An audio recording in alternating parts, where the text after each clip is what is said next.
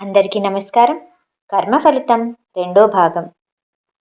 Rajani రాగిణికి phone చేసి అసలు విషయం అడిగావా అని అడుగుతుంది. రాజు సుగుణకి ఆరోగ్యం బాలేక కొంచెం బాధలో ఉన్నాడని అడగలేకపోయానని చెప్తుంది. ఇక చేసేదేమీ లేక కోపంగా ఫోన్ పెట్టేస్తుంది రజని. 10 రోజుల తర్వాత భర్త పిల్లలు వద్దు అని చెప్పినా వినకుండా తమ్ముడిని ఆస్తి పంపకం గురించి అడగడానికని సుగుణని పలకరించే నెపంతో వైజాగ్ వస్తుంది. మర్నాటి ఉదయం ఫలహార కార్యక్రమాలయ్యాక, రాజు, నీతో కొంచెం మాట్లాడాలి, వస్తావా ఒకసారి? అక్క. అమ్మ కూడా ఇక్కడే కూర్చుంది. ఏంటో విశేషం? మేనల్లుడి సంబంధం గురించా? ఆహా, అలా కాదు రాజు. ఆ ఇంటి ముందు వేసిన షాప్ అమ్మేస్తున్నావంట కదా. నాకు కాకపోయినా బావకైనా చెప్పాలి కదా. ఇంటికి పెద్ద, అందరికన్నా ఎక్కువ చదువుకున్నారు. అలా చెప్పకపోవటం బాలేదు రాజు. రజని నిష్ఠూరాలకి ఆశ్చర్యపోవడం రాజు వంతయింది. ఆహా, అలా కాదక్క. హాస్పిటల్ ఖర్చు కోసం డబ్బు అప్పు చేశాను నాన్న ఫ్రెండ్ మురళీ గారి దగ్గర. దానికైనా అప్పు తీర్చే వరకు వాళ్ళ అబ్బాయి శిరీష్కు అద్దె లేకుండా ఉండడానికి ఇచ్చాము. అంతే. అంతేకాని దాన్ని నమ్మకానికి పెట్టలేదు. అయ్యుండొచ్చు రాజు. కానీ ఆ షాప్ అద్దెలు అమ్మ తీసుకునేది తన ఖర్చుల కోసం. ఏదైనా సరే, ఇల్లు అందరిది కదా. నువ్వొక్కడివే ఎలా ఇలాంటి నిర్ణయం తీసుకున్నావు? అసలు ఇలాంటి సమయంలో అక్క ఇవన్నీ ఎందుకు అడుగుతుందో అర్థం కానట్టు చూశాడు రాజు. వంటగదిలో ఉన్న సుగుణకి కొంచెం కొంచెంగా వాళ్ళు మాట్లాడుకుంటున్న విషయం అర్థమైంది. ఇలాంటి విషయాలలో కల్పించుకోవటం తన అత్తగారికి ఇష్టముండదని వంటగదిలోనే ఉండిపోయింది. తల్లి సీతాదేవి కల్పించుకొని, అది కాదు రాజు, ఇల్లు ఒక్కటే నాన్నిచ్చిన ఆస్తి. న్యాయంగా ముగ్గురికి చెందాలి. కానీ రాగినికి వాటా వద్దంటుంది. ఎప్పటికైనా మీ ఇద్దరే పంచుకోవాలి. అదేదో ఇప్పుడే ఒక మాట అనుకుంటే మంచిది కదా. నేను పెద్దదాన్ని అవుతున్నాను. వాస్తు ప్రకారం చిన్నవాళ్ళు ముందు, పెద్దవాళ్ళు వెనక ఉండాలి. ఆ లెక్కన ముందు షాపులు, ఖాళీ స్థలం నీకు, ఇల్లు అక్కకి చెందుతాయి. ఇంకా సీతాదేవి ఏదో చెప్పబోతుంటే తల్లిని ఆగమని చెప్పి రజని, తమ్ముడు, ఇల్లు నాకు ఇచ్చేసినా సరే ఇప్పట్లో నువ్వు ఇల్లు ఖాళీ చేయనవసరం లేదు. నువ్వు అద్దెకు ఉండొచ్చు. మేము ఆ విజయనగరం వదిలి ఇటు వస్తామా ఏంటి? అమ్మ వాస్తు అంటుంది కాబట్టి. కానీ లేకపోతే నేను ఆ షాప్ స్థలం తీసుకునేదాన్ని. ఇదంతా వింటున్న రాజు మనసు భారంగా అయిపోయింది. అక్కకి అమ్మ సహకారం ఎక్కువగా ఉండటం గుండె పిండేసినట్టు అనిపించింది. సరే అక్క, నువ్వు అడిగావు కాబట్టి చెప్తున్నాను. ఆ పాతిళ్ళు పగలకొట్టి ఈ ఇల్లు షాప్ కట్టేటప్పుడు 15 లక్షలు లోన్ పెట్టాం. నాన్నకి ఏజ్ బట్టి లోన్ ఇవ్వను అన్నారు. అప్పుడు నాన్న ఈ స్థలం నా పేర గిఫ్ట్ డీడ్ రాసి నా పేరు మీద లోన్ తీసుకున్నారు. తర్వాత 2 సంవత్సరాలకు నాన్న పోయారు. అప్పటి నుంచి, అంటే 8 సంవత్సరాల నుంచి నేను నెలకు 16,000 చొప్పున ఈఎంఐ కడుతున్నాను. అయినా ఇప్పటికీ 11 లక్షల లోన్ ఉంది. అప్పట్లో నా పిఎఫ్ నుంచి కూడా 3 లక్షల లోన్ తీసుకొని నాన్నకిచ్చాను అని ఒక క్షణం మాట్లాడటం ఆపి ఇద్దరి ముఖాల్లోకి చూశాడు. లోన్ అనగానే రజనీకి నోట మాట రాలేదు. ఏంటి, ఇల్లు నీకు రాసేశాడా నాన్న? ఎంత అన్యాయం! చూడమ్మా, నాన్న మన ఎవ్వరికి చెప్పకుండా ఇల్లు తమ్ముడికి రాసేశాడంట.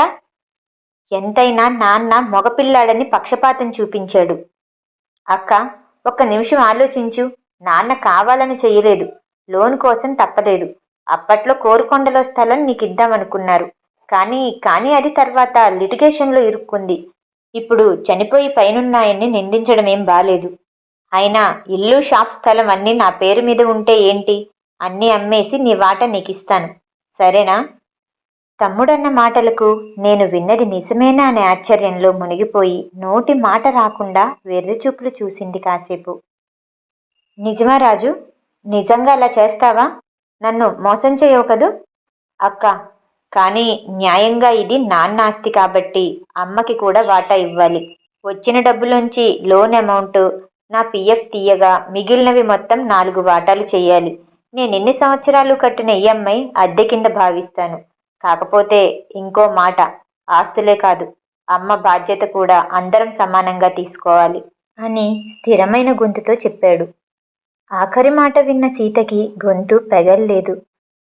అంటే ఏంటిరా? ఇప్పుడు తల్లిని పంచుకుంటారా మీరందరూ? బాధాతప్త గొంతుతో ప్రశ్నించింది. తల్లి సీతాదేవి మాట్లాడుతూ ఉండగా రజని తనలోనే లెక్క వేసుకుంటుంది. మొత్తం ఇల్లు షాపులు కలిపి 50 లక్షలు వస్తాయనుకుంటే లోన్ పిఎఫ్ తీర్చగా ఒక్కొక్కరికి 9 కూడా రావు. వాటితో అమ్మని కూడా చూడాలి అంటే అమ్మకి 10 సంవత్సరాల క్రితం గర్భసంచి క్యాన్సర్ వచ్చి తగ్గింది. కానీ అప్పటినుంచి ప్రతి సంవత్సరం క్యాన్సర్ టెస్ట్ చేస్తూ ఉంటారు. తన దగ్గర అమ్మ ఉన్నప్పుడు అమ్మకి ఏదైనా జబ్బు చేస్తే ఎలా? అమ్మకి పెన్షన్ కూడా లేదు. ఇంట్లో కూడా ఇస్త్రీ చీరలు కడుతుంది. ప్రతి సినిమా చూడాలంటుంది. కోడలి సుగుణ వచ్చిన తర్వాత మొత్తం పని అలవాటు కూడా పోయింది. ఇక్కడ పుల్ల తీసి అక్కడ పెట్టదు. తల్లినింట్లో ఉంచుకొని చూడటం తన వల్ల అవుతుందా? అమ్మ రాగిని ఇద్దరు వాళ్ళ డబ్బులు తమ్ముడికే ఇచ్చేయొచ్చేమో. చక్కగా ఇంకో ఇల్లు కూడా కొనుక్కుంటాడు. పైగా అమ్మని 4 నెలలే చూస్తే చాలు. ఎలా చూసినా తమ్ముడికే లాభం. కాకపోతే తనకే లాభమా నష్టమా? రజని ఆలోచనలు ఇలా సాగిపోతూ ఉన్నాయి. కానీ పైకి మాత్రం సరే రాజు, నువ్వెలాగంటే అలాగే, మంచి బేరం చూసి అమ్మేద్దాం అంటూ ముగించింది. ఈ చర్చ అయిపోగానే 4 గంటలకు కాఫీ తాగి విజయనగరం బయలుదేరి వెళ్ళిపోయారు రజని, భానుమూర్తి. ఇల్లంతా నిశ్శబ్దంగా ఉంది. సుగుణ మనసులో ఇల్లు అమ్మేస్తే ఎలా, ఎక్కడుంటారు, ఇలాంటి ఆలోచనలు ముసురుతున్నాయి. రాజుకి మాత్రం అన్ని విషయాల్లో ఒక స్పష్టత వచ్చినట్టు ఉన్నాడు. ఎంత లేదన్నా ఇల్లు అమ్మి లోన్ తీర్చగా తన వాటా 9 లక్షలు కాకుండా పిఎఫ్ డబ్బులు 3 లక్షలు వస్తాయి. హాస్పిటల్లోనే 2 లక్షలు తీర్చేస్తే ఇంకా 10 లక్షలు ఉంటాయి. అవి ఫిక్స్డ్ చేసేయచ్చు. మళ్ళీ లోన్ తీసుకొని అపార్ట్మెంట్ కొనుక్కోవచ్చు. నాన్న పోయారు కాబట్టి తమ్ముడు అన్యాయం చేశాడు అనే అపవాదు తనకొద్దు అనుకున్నాడు.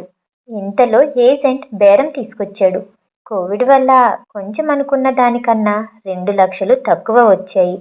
ఒక్కొక్క వాటా 50,000 తగ్గాయి. అనుకున్నట్టుగానే రాగిని తన డబ్బులు వద్దని, అమ్మని జాగ్రత్తగా చూసుకుంటే చాలని తన వాటా తమ్ముడికిచ్చేస్తుంది. దానికి రాజు ఒప్పుకోలేదు. నీకు వద్దైతే అమ్మకివ్వు అని అంటాడు. అమ్మ ఎక్కడుండాలి అన్నది అమ్మిష్టం. నా దగ్గర ఉంచుకోవటానికి నాకొచ్చిన కష్టమేమీ లేదు అని చెప్తాడు. అలా ఇల్లు అమ్మడం అయిపోయింది. Raju ready to move in apartment book చేసుకున్నాడు. ఇల్లు కొన్నవాళ్ళు ఖాళీ చేయటానికి 3 నెలల గడువు ఇచ్చారు. అంతా సవ్యంగా అవుతోంది అని సుగుణ అనుకుంటున్నప్పుడు ఒకరోజు రజని వచ్చింది. సుగుణని చూడటంతోటే మొహం చిట్లించుకొని లోపలికి వెళ్ళి తల్లి దగ్గర, ఏంటో అమ్మా, 4 రోజుల నుండి నువ్వే కల్లోకొస్తున్నావు. చూడాలని ఒకటే మనసు పీకేసిందనుకో. అప్పటికి మీ అల్లుడు అన్నారు కాలేజీలో ఆడిట్ ఉంది, 1 వారం ఆగు నేను వస్తాను అని. కానీ నీకు తెలుసు కదా, ఒకసారి బెంగ వస్తే అంతే.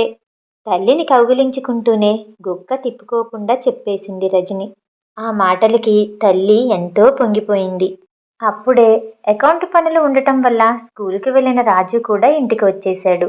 హాల్లో తల్లితో కూర్చున్న అక్కని చూసి, హాయ్ అక్క, బాగున్నావా, బావగారు రాలేదా అంటూ పలకరించాడు.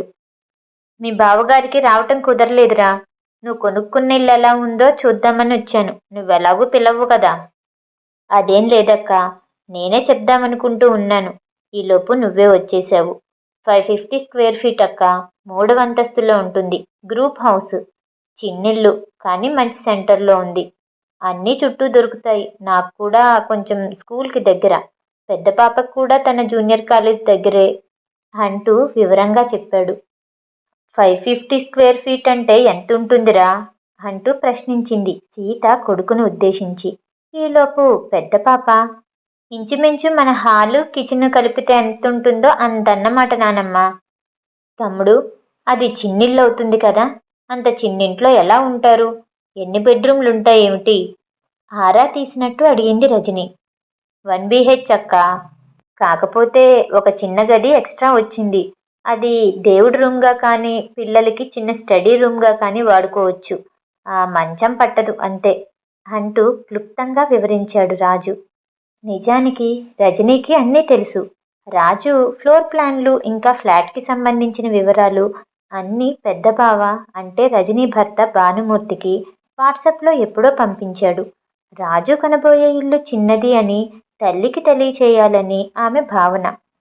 తాను ఆశించినట్టుగానే ఆ నిరుత్సాహం తల్లి కళ్ళల్లో కనిపించింది. తన ప్లాన్ పనిచేసినందుకు మనసులోనే సంతోషించింది. మధ్యాహ్నం భోజనాలయ్యాక తల్లిని నెమ్మదిగా కదిపింది. అమ్మా, ఇంకా ఇక్కడెందుకు? మా ఇంటికొచ్చేసేయ్. పెద్దిల్లు. మేము కూడా ఇద్దరమే. బిక్కుబిక్కుమని ఉంటున్నాము. మాకు పెద్ద దిక్కు కింద ఉంటుంది. నీ చిన్న మనవడు విష్ణు నీకు ఏసీ కూడా పెట్టిస్తాడంట అని అనగానే సీతాదేవి కూతురు చూపిస్తున్న ప్రేమకి పొంగిపోయింది. సహజంగా సీతాదేవి తెలివైనదే. కానీ కూతుర్ల విషయం వచ్చేసరికి ఆ తెలివిని కాస్త గుడ్డి ప్రేమ కప్పేస్తుంది. అందుకే కూతురు తనకు చెప్పిన విషయాలు, చేస్తున్న భాషలు, తన మీద చూపుతున్న ప్రేమ అన్నీ నిజమని భావిస్తుంది. ఆ రాత్రి భోజనాలయ్యాక సీతాదేవి అందరి ముందు చెప్తుంది. రాజు, నేను రజనితో విజయనగరం వెళ్తున్నాన్రా. మళ్ళీ నీ కొత్తింటి గృహప్రవేశం సమయానికి వస్తాను అని అనగానే, ఇప్పుడెందుకమ్మా నువ్వు వెళ్ళడం? నువ్వు లేకపోతే నాకు తోచదు అని అంటాడని తల్లి ఆశించింది. కానీ దానికి భిన్నంగా, సరే అమ్మా, నీ ఇష్టం, వెళ్ళాలంటే వెళ్ళు అని అన్న కొడుకు వైపు ఒక్కసారిగా ఆశ్చర్యంగా చూసింది. అంతేలే, అడ్డాలల్లో పిల్లలు గాని గడ్డాలొచ్చాక కాదు గదా. వీడు పూర్తిగా పెళ్ళాం కొంగు పట్టుకొని తిరుగుతున్నాడు అని అనుకుంది మనసులో. ఆ మర్నాడు ఉదయాన్నే కాఫీ టిఫిన్లు అయిన వెంటనే బట్టలు అవి సర్దుకొని చిన్నపిల్లలు పిక్నిక్ వెళ్ళినట్టుగా సంబరంతో కూతురితో విజయనగరం బయలుదేరి వెళ్ళిపోయింది సీతాదేవి. తల్లి వెళ్ళిన 2-3 రోజుల వరకు టీవీ హోరు, పెద్ద గొంతుతో పిల్లల మీద ఆమె అరిచే అరుపులు అవి లేక ఇల్లు మూగగా అనిపించింది. తల్లి లేని లోటు వెలితగా అనిపించినా సరే తన ఇంట్లో తనకు కొత్తగా స్వాతంత్రం వచ్చినట్టు ఫీల్ అయ్యాడు రాజు. వంట చేస్తున్నప్పుడు, బట్టలు ఆరేస్తున్నప్పుడు పక్కనే నించుని తన స్నేహితుల కబుర్లు, స్కూల్ పాలిటిక్స్, ఇంకా వాట్సాప్ గ్రూప్లలో వచ్చే జోక్స్ అన్నీ సుగుణతో మాట్లాడటం, ఇద్దరు నవ్వుకోవటం అంతా ఒక కమ్మని కలలాగా అనిపించేది రాజుకి. సుగుణకి ఇప్పుడిప్పుడే తన సంసార వీణ మంచి శృతిలోకి వస్తున్నట్టు అనిపించసాగింది. ఇంచుమించు సీతాదేవి వెళ్ళిన 1 నెల రోజుల తరువాత ఒకరోజు రాజు బయటనుంచి ఇంట్లోకి వచ్చేసరికి పిల్లలు నిశ్శబ్దంగా సోఫాలో కూర్చుని సుగుణ వెక్కిళ్లతో ఏడుస్తూ కనిపించారు. అరే సుగుణ, ఏమైంది? ఎందుకలా ఏడుస్తున్నారు? ఏం జరిగింది? చెప్పండి, ఎవరు మాట్లాడరే? రాజుని చూడగానే సుగుణ వెంటనే లేచి సునామీలాగా చుట్టుకొని, అత్త చనిపోయిందటండి. తమ్ముడిప్పుడే ఫోన్ చేశాడు. 3 రోజుల క్రితం కూడా ఫోన్ చేసి నాతో ఎంత బాగా మాట్లాడిందో. అయ్యో సుగుణ, అలా ఏడవకు. మనం వెంటనే బయలుదేరి వెళ్దాం. మీ నాన్నగారికి కూడా కొంచెం ఓదార్పుగా ఉంటుంది. త్వరగా కొన్ని బట్టలు అవి సర్దే. నేను ప్రయాణానికి కావలసిన ఏర్పాట్లు చేస్తాను. నీకు సర్దగలిగే ఓపిక లేకపోతే పిల్లల సహాయంతో నేనే సర్దుతాను. నువ్వు ఒక పక్కన కూర్చో, బాధపడకు అని అంటుంటే సుగుణ ఆశ్చర్యపోయింది. ఎందుకంటే రెండో పాప కడుపుతో ఉన్నప్పుడు చేయాల్సిన కార్యక్రమాలు సమంగా చేయలేదు. అందుకే కోపం వచ్చి అప్పటినుంచి సుగుణని పుట్టింటికి పంపించలేదు సీతాదేవి. అంతవరకు తల్లిని చూస్తూ బిక్కమొహం వేసి ఏడుస్తూ ఉన్న పిల్లలు తండ్రి ఆజ్ఞతో బట్టలు సర్దడం మొదలు పెడతారు. కొడుకు వాసు అయితే బయటకు చెప్పట్లేదు కానీ మనసులో సంబరపడిపోతున్నాడు. పుట్టి బుద్ధెరిగాక తాతగారింటికి వెళ్ళడం తెలీదు. తన ఫ్రెండ్స్ అందరూ పండుగలకు, సెలవులకి తాతగారింటికి వెళ్ళి బోలెడు బొమ్మలు, కలర్ పెన్సిల్స్ అన్నీ తెచ్చుకుంటారు. ఇప్పుడు తాను కూడా తెచ్చుకోవచ్చు అని సంబరపడిపోతుంటాడు. తను వెళ్తున్నది చావు పరామర్శకి అని కూడా అర్థం చేసుకోలేని పసిమనసు. రాజుకైతే ఒక్కసారి కూడా తల్లికి ఫోన్ చేసి ఏం చేయమంటుందో అని అడగాలన్న ఊహ రాలేదు. మర్రి చెట్టు నీడలో మొక్కలు ఎదగవు అన్నది అక్షర సత్యం. ఎవరింట్లో అయితే పిల్లలు ఎదిగినప్పటికీ పెద్దలే నిరంకుశంగా నిర్ణయాలు తీసుకుంటారో 2 అనర్థాలు జరుగుతాయి. ఒకటి, పిల్లలు బాగా ఎదురు తిరగడం, వితండంగా తయారవడం వల్ల సంబంధాలు ముక్కలవుతాయి. లేదా ఆ పిల్లలు చేతకాని చేవలేని దద్దమ్మలవుతారు. సుగుణ వాళ్ళు వెళ్ళేసరికి ఇంట్లో చుట్టుపక్కల వాళ్ళు చాలామందే ఉన్నారు రాఘవరావుకి ధైర్యం చెప్పడానికి. రాఘవరావు అక్క ఈశ్వరికి గత 2 సంవత్సరాల క్రితం గుండెపోటు వచ్చింది. అప్పట్లో స్టంట్ కూడా వేశారు. అయినా సరే తన ఆహారపు అలవాట్లు, 10 సంవత్సరాలుగా తనని చూడటానికి కూడా కొడుకు రాలేదనే బెంగ, వీటిల్లో ఏది కారణం అనేది చెప్పలేము. కానీ ఈసారి హాస్పిటల్ గుమ్మం ఎక్కిన ఈశ్వరమ్మ ఇక ఇంటికి తిరిగి రాలేకపోయింది.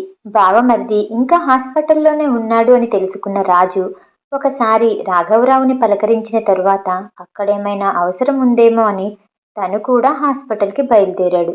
అనుకోకుండా హాస్పిటల్లో కనిపించిన బావగారిని చూసి రవి ఆశ్చర్యపోయాడు. రవి, ఇంకా ఏదైనా ఆలస్యం ఉందా? ఏదైనా ఫార్మాలిటీస్ చేయాలా? లేదు బావగారు.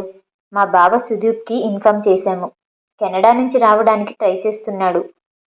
అందుకే ఇవాళ ఇక్కడే మార్చరీలో ఉంచి రేపు తీసుకెళ్దామా లేక ఐస్ బాక్స్ అద్దెకి తీసుకొని ఇప్పుడే ఇంటికి తీసుకెళ్దామా అని ఆలోచిస్తున్నాము. మా వీధిలో ఎవరైనా చనిపోతే అంత్యక్రియలు అయ్యే వరకు ఎవరు వంటలు చేసుకోరు. అందుకే ఆలోచిస్తున్నాము. అలా అయితే ఇక్కడే మార్చరీలో ఉంచి రేపు మార్నింగ్ తీసుకెళ్తే బెటరేమో కదా అని అన్నాడు రాజు. తన బావగారు చెప్పింది సబబుగా అనిపించి రవి హాస్పిటల్ బిల్లింగ్ కౌంటర్ దగ్గరికి ఫార్మాలిటీస్ కంప్లీట్ చేయడానికి వెళ్తాడు. కానీ అక్కడ డబ్బు సమస్య రావటంతో ఏం చేయాలో పాలుపోక రవి అక్కడే ఆగిపోతాడు. ఏం రవి, ఏమైంది? ఏదైనా డబ్బు సమస్య? లేదు బావా, బిల్లు 2 లక్షలైంది. ఆల్రెడీ నిన్న కట్టిన 1,00,000 ఉంది. ఇంకా 1,10,000 కట్టాలి. మార్చరీ అడ్వాన్స్తో కలిపి రేపు అత్తని తీసుకుని వెళ్తున్నప్పుడు 10,000 వెనక్కి ఇచ్చేస్తారు. జస్ట్ 30,000 తగ్గాయి అంతే బావా, అరేంజ్ అయిపోతాయి. ఫ్రెండ్స్ ఉన్నారు కదా. నువ్వు అక్కడ 10 నిమిషాలు కూర్చో, వచ్చేస్తాను అని అంటున్న రవిని ఆపి తన దగ్గర డెబిట్ కార్డుతో మిగిలిన 1,10,000 కట్టేశాడు రాజు. ఇల్లు అమ్మగా వచ్చిన డబ్బు తన దగ్గర ఉంది. అమ్మని అడుగుదామా అని ఒక నిమిషానికి అనిపించినా కూడా ఆ ఆలోచనని పక్కకి నెట్టేశాడు.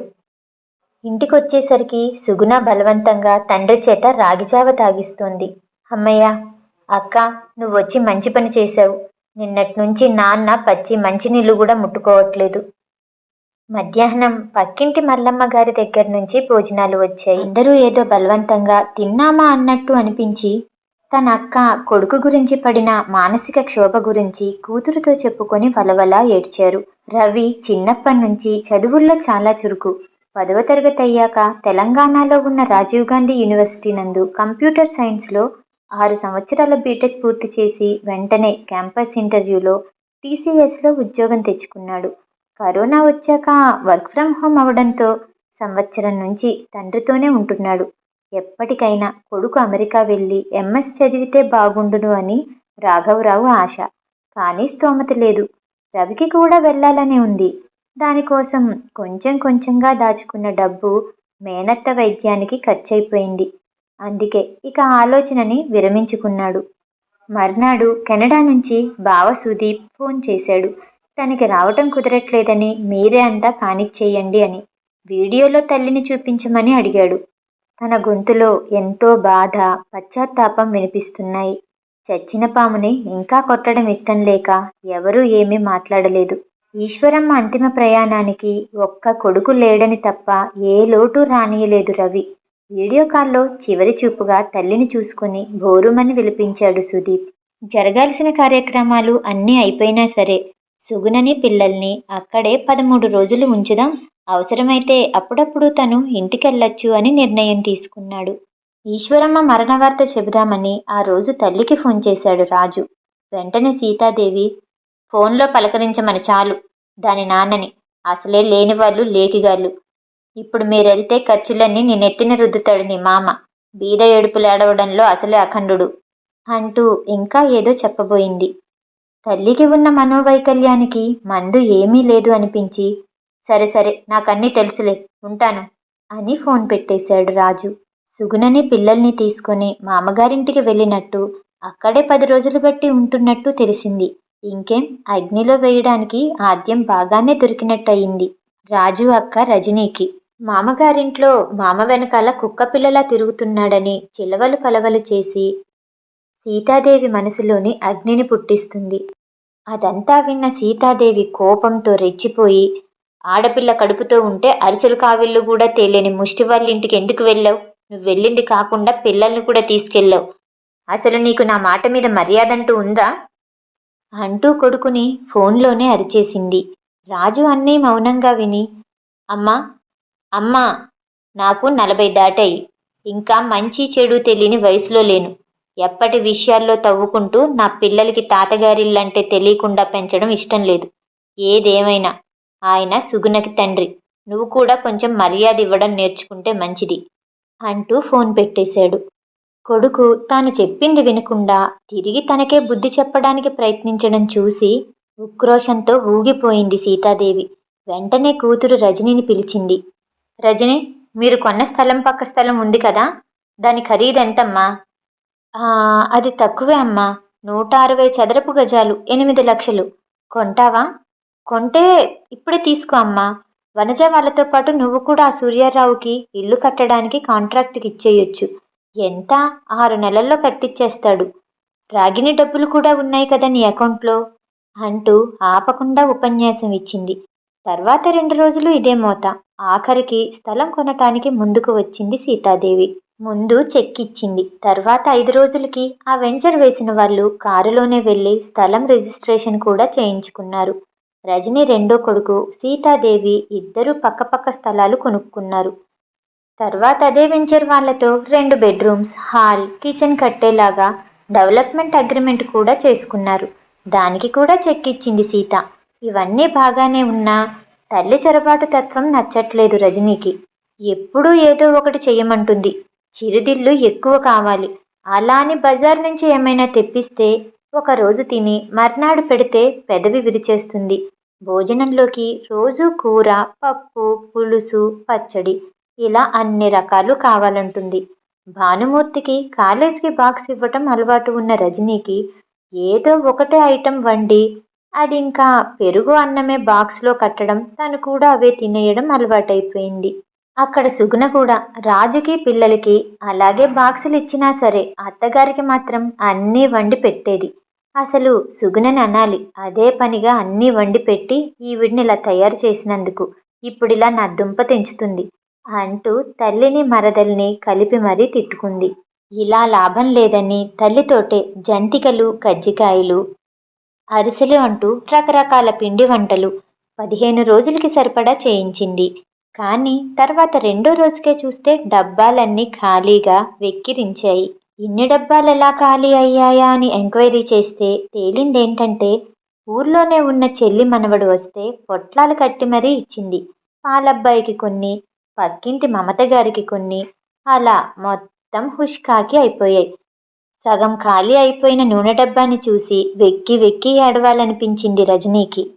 ఇక ఈ తల్లి తిండితో చేసే దండయాత్ర తన వల్ల కాదని మరి ఈమెను పంపేది ఎలా అని ఆలోచించసాగింది.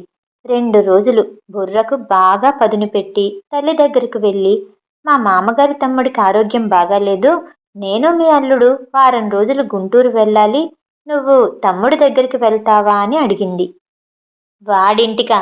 చచ్చినా వెళ్ళను. మొన్ననేగా వాడితో అంత గొడవ పెట్టుకున్నాను. తగుదనమ్మా అంటూ వెంటనే వెళ్తే చులకనైపోను. నేనే వండుకుంటూ ఇక్కడే ఉంటాను అన్న తల్లి మాటలకు ఎలా సమాధానం ఇవ్వాలో తెలియక అబద్ధం చెప్పినందుకు చచ్చినట్టు నిజం చేయాలి కాబట్టి భర్తతో బయలుదేరి అత్తగారింటికి వెళ్ళింది రజని. కూతురు అలా వెళ్ళాక ఒక 2 రోజులు ఇరుగు పొరుగు వాళ్ళు కొంచెం కూరలు, పప్పులు ఇచ్చిన తర్వాత మాత్రం స్వయం పాకం తప్పలేదు సీతకి. రామాయణంలో సీత కన్నా ఎక్కువ కష్టాలొచ్చినట్టు అనిపించింది. పాలవాడికేమో ఒక ప్యాకెట్టే వేయమని చెప్పినట్టుంది కూతురు. అవి కాస్త రెండోసారి కాఫీ తాగేసరికి ఖాళీ అయిపోయాయి. ఆ పూట పెరుగు లేకుండా తింటే అన్నం తిన్నట్టు లేదు. సాయంకాలం కడుపులో ఏదో కదిలినట్టు అనిపిస్తే కొంచెం ఉల్లిపాయ పకోడీ చేసుకుందామని చూస్తే శనగపిండి కనిపించలేదు. ప్రతి పండక్కి వచ్చిన కూతురు కుంభాలు కుంభాలు వండించుకొని ఒక్కోసారి పసిపిల్లలకు కూడా ఉంచకుండా డబ్బాలలో సర్దుకొని మరీ పట్టుకెళ్లేది అంటూ కూతురి మీద చెప్పలేనంత కోపం వచ్చేసింది. తనే కొంచెం సరుకులు తెచ్చుకుందామని బ్యాంకు నుంచి డబ్బులు తెచ్చుకోవడానికి ఊర్లో ఉన్న చెల్లెలి మనవడికి ఫోన్ చేసి పిలిపించింది. సాయంకాలం 5,000 డబ్బుతో పాటు అప్డేట్ చేసిన పాస్బుక్ చూసి అవాక్కయింది సీత.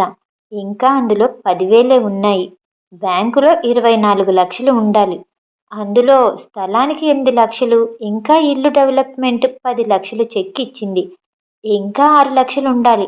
వెంటనే స్థలం బ్రోకర్ సూర్యారావుకి ఫోన్ చేసింది.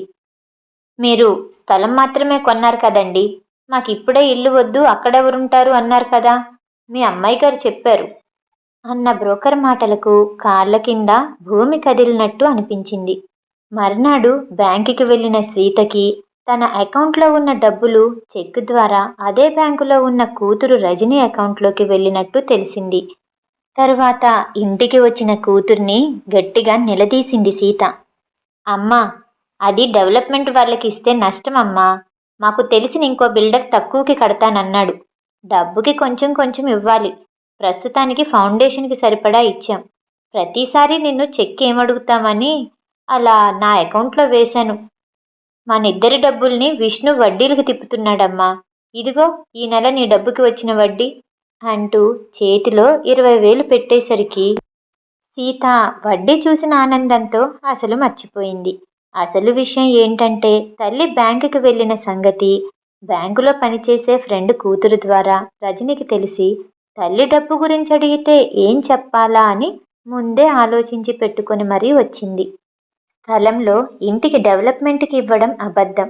అక్కడ ఇప్పుడు తల్లి ఇల్లు కట్టుకోవడం కూడా ఇష్టం లేదు రజనీకి. కొడుక్కి డబ్బులు వడ్డీకి తిప్పడానికి ఇవ్వడం మాత్రం నిజం. ఇక రాజు సుగుణ వాళ్ళు తిరిగి ఇంటికి వచ్చేశారు. కొత్త ఇంటి బిల్డర్ మాత్రం ఇవాళ రేపు అంటూ లేట్ చేస్తున్నాడు. ఈలోపు పెద్ద కూతుర్ని ఇంటర్ కాలేజీలో జాయిన్ చేశాడు.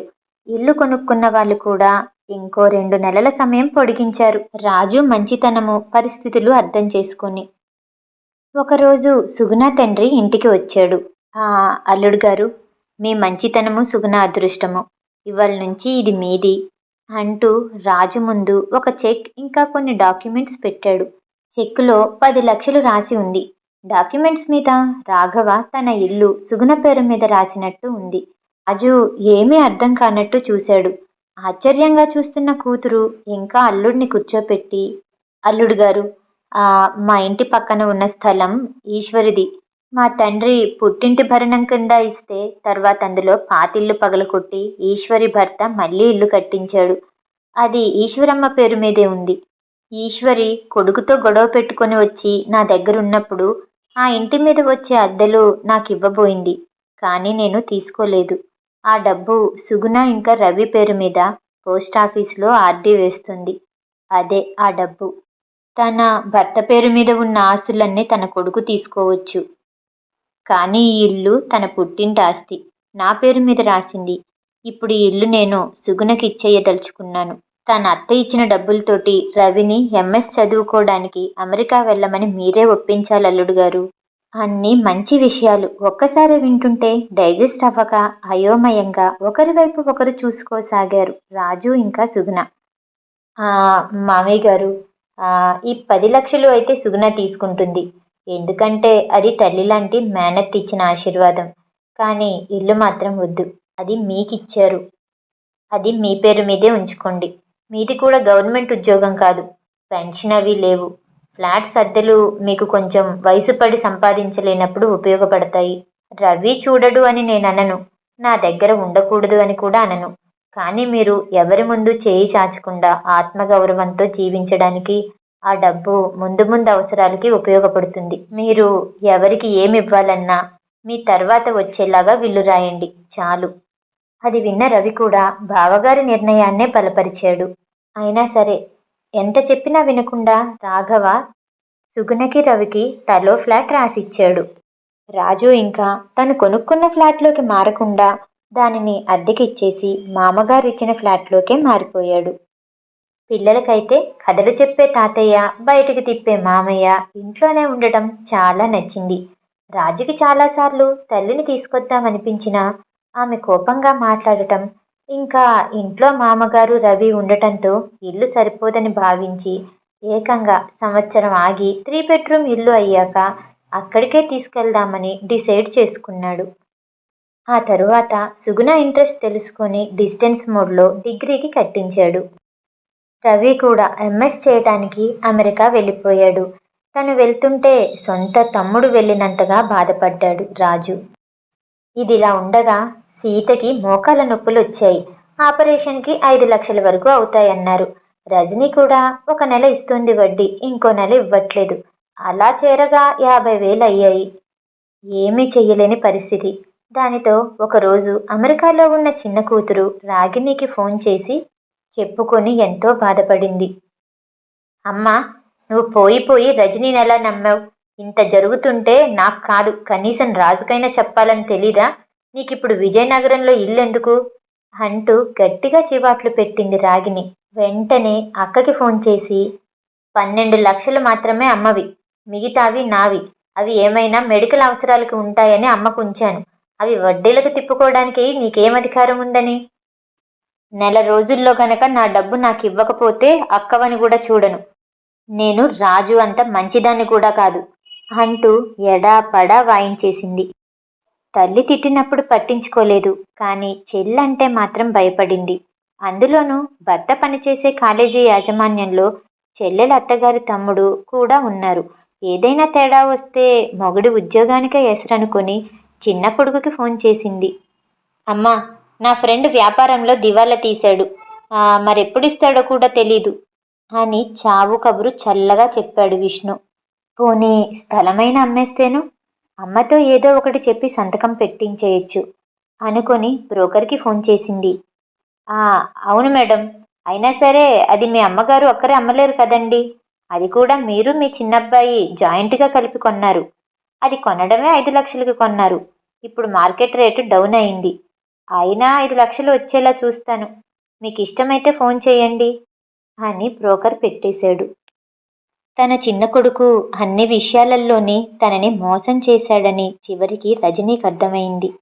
ఎంక్వైరీ చేయగా చివరికి తెలిసిన విషయం ఏంటంటే, డబ్బులు ఎవరికీ వడ్డీకి ఇవ్వలేదని, క్రికెట్ బెట్టింగ్ పిచ్చిలో పడి డబ్బులన్నీ పోగొట్టుకున్నాడని, అమ్మమ్మతో కలిసి జాయింట్గా కొన్న స్థలం కూడా ఇప్పుడు తనఖా పెట్టాడని. ఇదంతా విన్న సీతకి పైకి కనిపించని మనోవ్యాధిలాగా వచ్చేసింది. 3 పసిపిల్లలతో గంపెడు బాధ్యతలతో ఉన్న కొడుకుకి ఆసరాగా ఉన్న ఒక్క ఇల్లు కూడా అమ్మించేసి చాలా పాపం మూట కట్టుకున్నట్టు అనిపించింది. తనకు ఈ శాస్తి జరగటానికి తన కర్మలే కారణం అనిపించింది. మోకాళ్ళ నొప్పుల మందులు కూడా వేసుకోవటం మానేసింది. ఇదంతా తెలిసిన రాజు అక్కింట్లో ఎవరితోనూ ఏమీ ఎక్కువ మాట్లాడకుండా తల్లిని తీసుకుని విశాఖపట్నం వెళ్ళిపోయాడు.